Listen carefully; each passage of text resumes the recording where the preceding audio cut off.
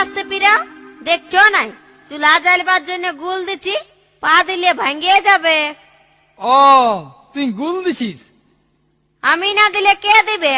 বিটিকে তো কিছু বলাই যাবে নাই, পড়ুয়া বিটি, ও কয়লা গুড়ি হাতে লাগাবে নাই, কয়লাও শেষ হয়েছে, তার জন্য বাধ্য হয়ে গুল দিতে হচ্ছে।